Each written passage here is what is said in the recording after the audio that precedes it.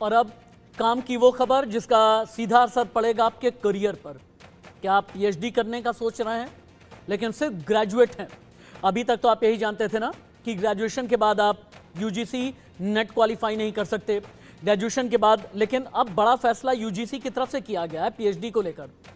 Graduation के बाद भी अब पीएचडी कर सकेंगे छात्र। आई रिपीट, ग्रेजुएशन करके भी पीएचडी कर सकेंगे छात्र।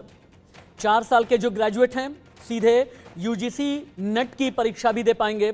हाँ, शर्त एक ही है, ग्रेजुएशन में 75% मार्क्स ले आना जरूरी है। अब तक नेट के लिए पोस्ट ग्रेजुएट होना जरूरी था। ग्रेजुएशन से अलग सब्जेक्ट में भी अब आप यूजीसी नेट का एग्जाम दे सकते हैं।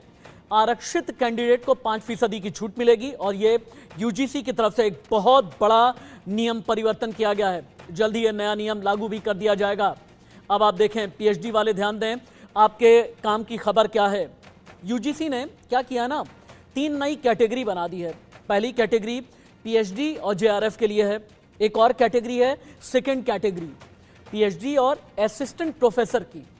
थर्ड कैटेगरी में आ जाएं आप, सिर्फ पीएचडी में एडमिशन लेने के लिए थर्ड कैटेगरी बनाई गई है।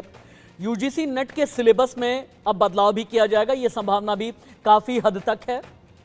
यानी जब सिलेबस में बदलाव किया जाएगा तो आपके पढ़ने लिखने के तरीके में भी चेंजेस आना तय है। एक और बात, एससी, एसटी, ओबीसी और दिव्यांग को 5% मार्क्स की एडिशनल छूट दी जाएगी। और यूजीसी के फैसले से ग्रेजुएशन के बाद अब पीएचडी संभव है। यानी ये आपके काम की खबर है जिसका आपके करियर पर असर पड़ेगा। 4 साल का ग्रेजुएशन किया तो आप सीधे पीएचडी के लिए अप्लाई कर सकते हैं। 4 साल के आप ग्रेजुएट हैं तो यूजीसी नेट दे सकते हैं। 4 साल के ग्रेजुएट, शर्त सिर्फ एक, 75% मार्क्स ग्रेजुएशन में होना जरूरी है।